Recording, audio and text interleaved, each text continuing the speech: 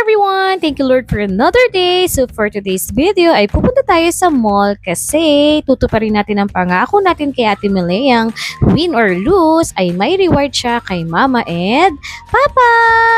At yun na nga, at ang kanyang kahiling-hilingan ay magkaroon ng damit ang kanyang bunny na niregalo ni Ninang Liza noong nakaraang linggo. Tuwa siya dito at na-mesmerize siya sa dami ng mga pagpipilian kaya tutuparin natin yon.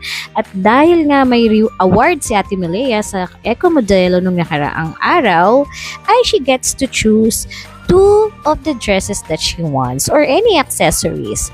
Pero syempre, kasama na rin natin si Tutoy para fair naman at lagi kasi siyang naiiwan sa bahay, ay binili na rin namin siya ng kanyang gusto.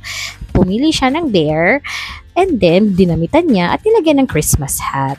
Happy lahat ng kids, kaya happy na rin si Mama and Papa!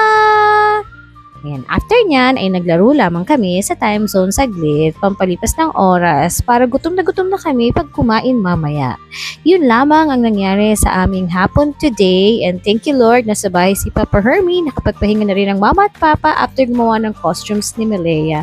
Kaya ngayon ay masayang-masaya ang timbangs, nakakuha pa sila sa claw machine kaya may added bonus ang saya. Ayan.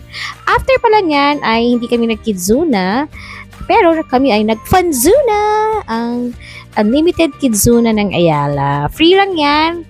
Anytime you want, sa 3rd floor, punta lang kayo. At nakakatawa kasi si Tutoy ay kaya na palang maghang ng matagal dito sa whatever you call this tool na yan. O diba? Pang gymnastics talaga yung anak ko. Ayun lang po. Eating time na. After that, uuwi na ang timbangs. Thank you for watching. God bless you all. Love, love, love.